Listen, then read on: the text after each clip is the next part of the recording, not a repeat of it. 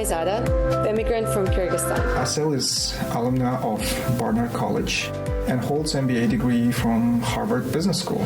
I'm a Harvard-educated attorney and worked at one of the top law firms. I think there's actually a study about immigrant founders and how there's higher chance of success in immigrant founders. At Alma, we take this heavy burden from you and we provide the highest quality of legal services.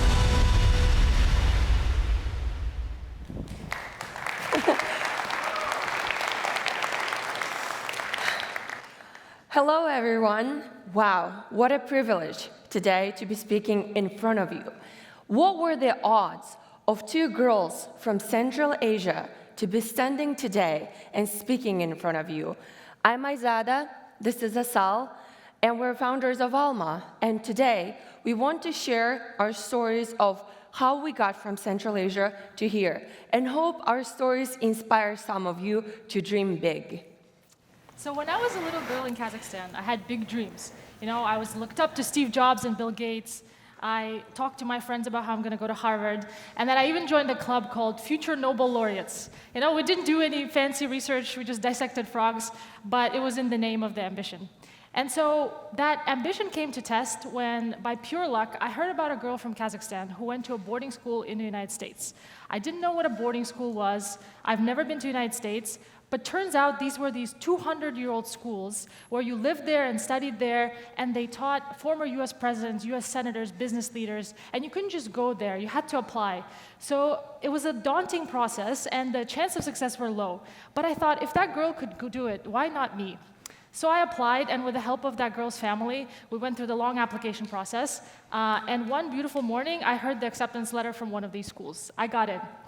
Now the trick was to convince my parents to let me go, because I was their only girl. This was halfway across the world. We didn't have any friends or family in the United States. But I told them, if you don't let me go, I'm not going to achieve anything big in my life, you know, which was very mature for a 14-year-old kid. But so they let me go. And it was one of the most transformative experiences of my life. I went from this shy foreign kid with a very thick accent to ended up becoming the president of the school. I amended their 100-year-old constitution. I gave speeches in front of 700 people. I even rapped once in front of the whole school, but don't worry, I won't do it now. And it was a transformative experience. And it's crazy to think back that if it wasn't for those few moments of courage where I thought, you know, I could have easily thought, why would a fancy school in the US take me? Why, even if they took me, how could I compete with these super smart people? But I thought, you know, if that girl could do it, why not me? You know, it's not enough to have these big, audacious dreams. Sometimes you have to have the courage to actually do it. And so I did, and so I'm lucky to be here. Yes. You know, I wish I could say that when I was 13, I know who Steve Jobs was, and he inspired me to come to the US, but it's not my story.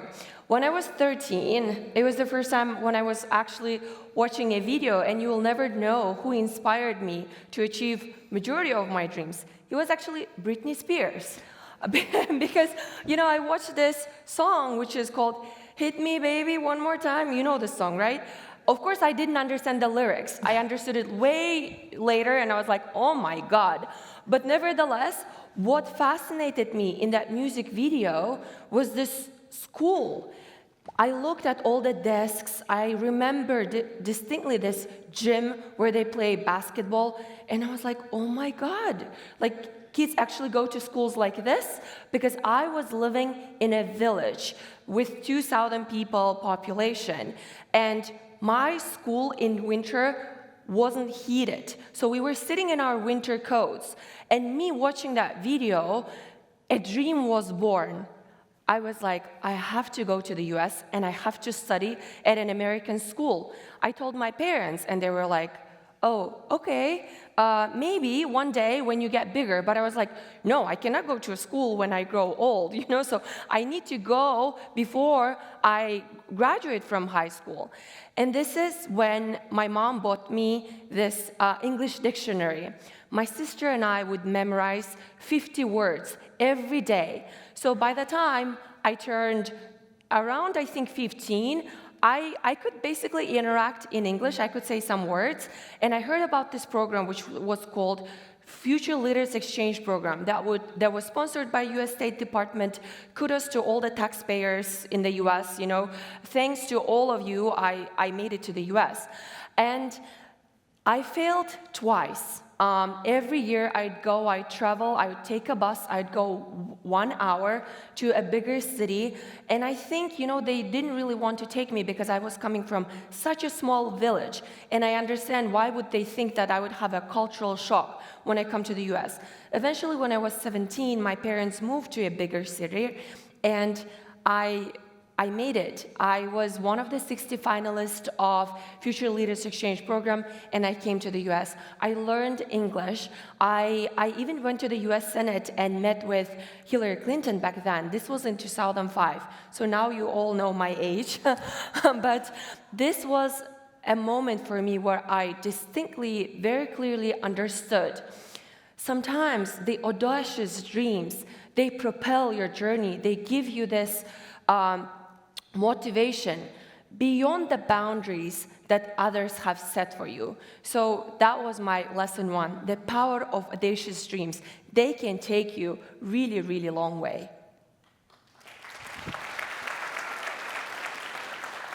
And so, we both landed to the US, and you would think, okay, I get to US, and then everything will be offered to me on the plate. They'll say, please come here, please take all these opportunities. But turns out the path with these big ambitious dreams is not sometimes straightforward. So when I graduated college, I had degrees in economics and political science, because, why have one major when you can be twice as indecisive? Because I didn't know what I wanted to do. So I landed at Ernst & Young, their consulting arm in New York City, and I thought, okay, I'll join consulting, I'll be inspired by all these jobs, all these industries, they'll help me figure out what I wanted to do. And so for my first project, I was super excited. I'm gonna be talking to CEOs right away. And it was far from exciting. I had to help banks fill out regulatory reports that they had to send to the SEC and the Federal Reserve. And so I looked around me, and all these people, my bosses, my colleagues, they were doing these for years, some of them decades. And I thought, is this what I'm going to be doing in 10 years? This is why I came all the way to America to fill out these reports for these big banks. But I didn't have any opportunities back then. I just came from college. I had no experience. So my best bet was to make the most out of this company. So I talked to all the people in all the other departments. I thought, there must be one team that's doing cool things here. And I found that team. That team was building apps for banks. But I wasn't the only one. A lot of people wanted to work with that team, so they were super selective. And I had to hustle. I joined all the hackathons they organized. I won a couple of them. I offered to make presentation slides for people. In consulting, that's the currency that you exchange, presentations. And so finally, my persistence paid off. They took me to one of the projects. I built an app for a bank. And that's when I realized I love building software products. So as a product manager, you get to work with engineers, designers, legal team, marketers, and you build something out of nothing. And I would never have imagined that this is what I would find at Ernst & Young. And that team was super crucial to my career. They were super supportive. They mentored me. They promoted me. Eventually, they helped me with my application to business school. And because my path was so non-traditional, I was building software products at a consulting firm that's known for auditing. I stood out to HBS, and they accepted me. And that's when I realized it's not about following this perfect script. You have to make the most out of what you have. And if you do this consistently, if you make the most out of all the opportunities, you will eventually land big outcomes. And this very much resonates with me, because if you look at my career, for an outsider, it looks like a zigzag, and people would be thinking, did she even know what she's doing? Because first, I was an attorney at a law firm, then I was a deputy dean at the biggest law school in Kyrgyzstan, then I went to Harvard Law School, then I worked at the EBRD, European Bank for Reconstruction in London, then I worked at Cooley, then I went to McKinsey, and then I'm a startup founder. My path was very, very nonlinear, and I navigated the uncharted waters.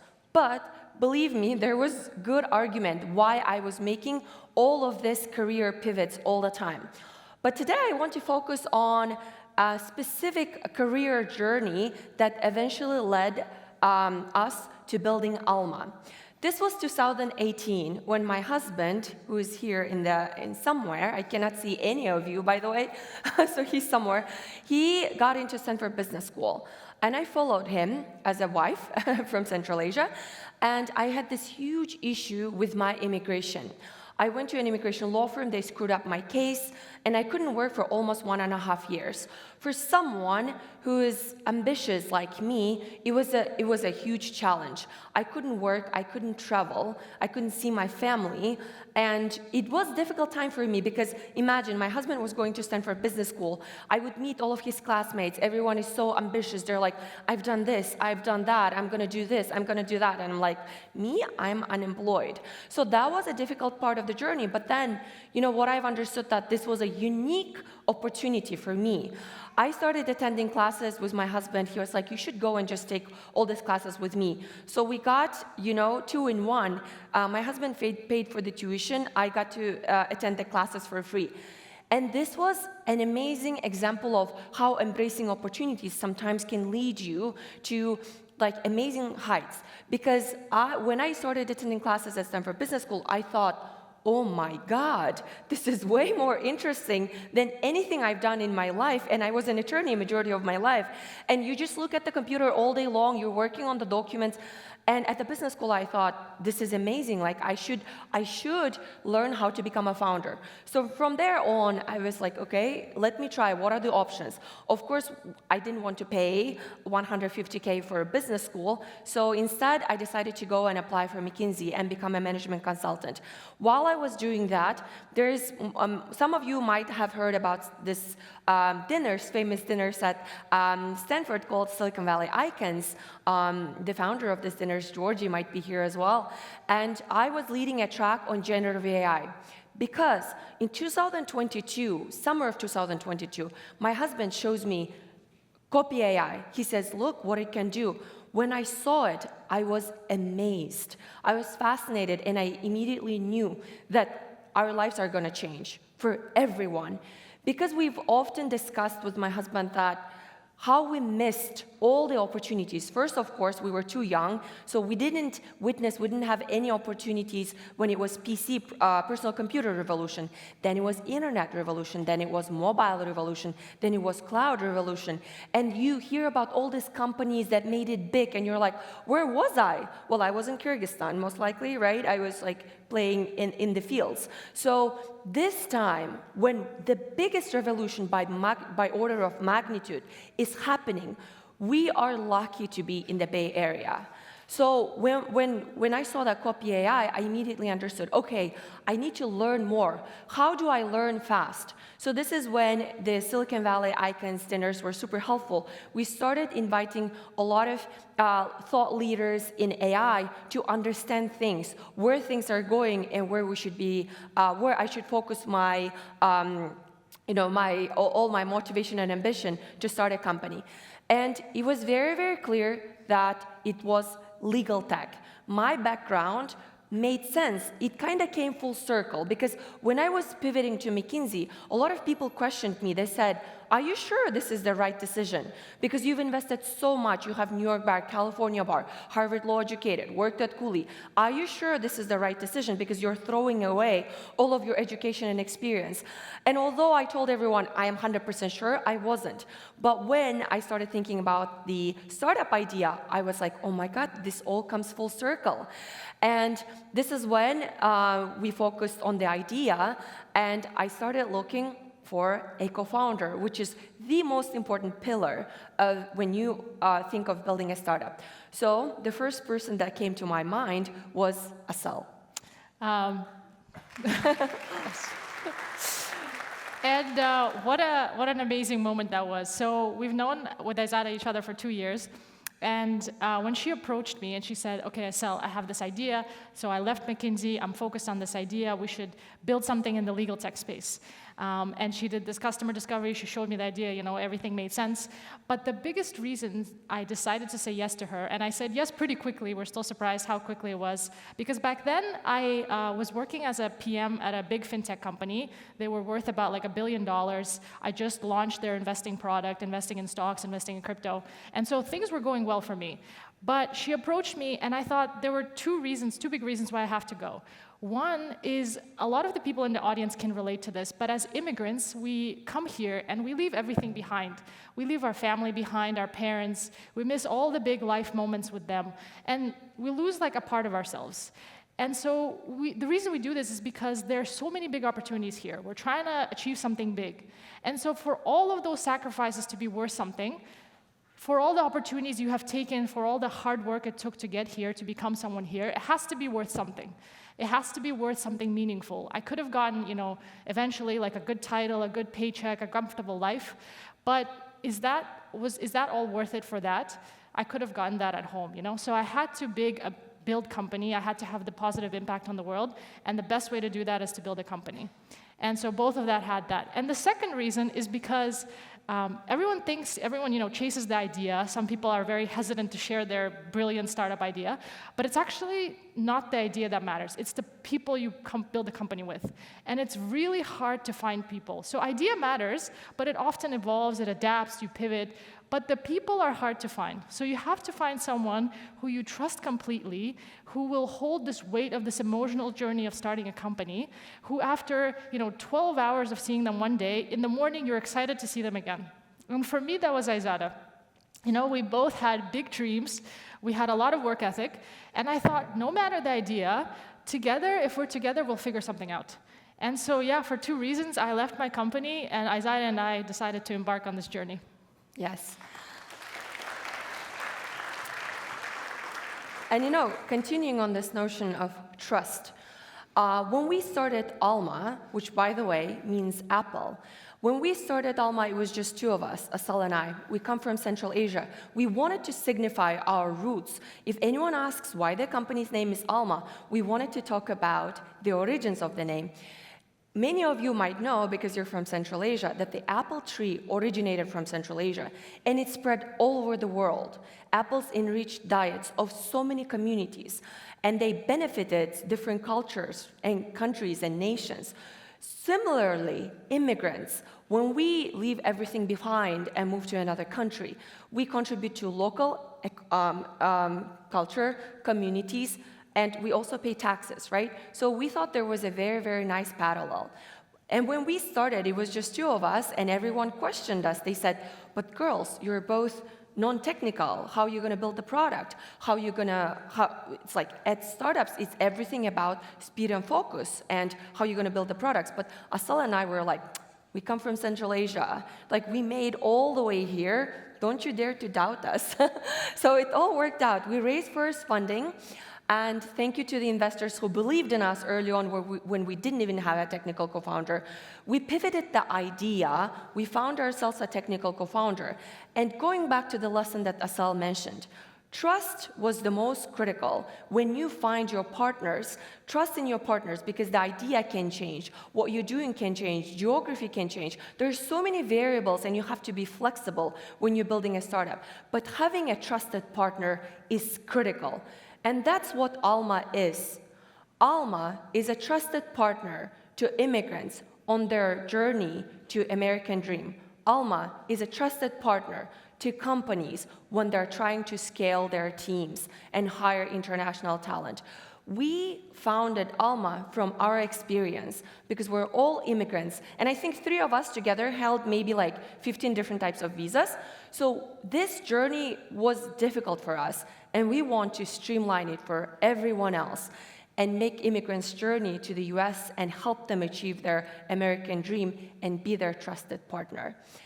And today we stand here hoping that maybe in some of you, our speech and what we've learned along the journey ignites a spark in you, because we come from the area of the world that no one really knows, but we're so resilient and we're hardworking. And I believe each of you can achieve your dreams. Just dream big. Thank you so much. Thank you.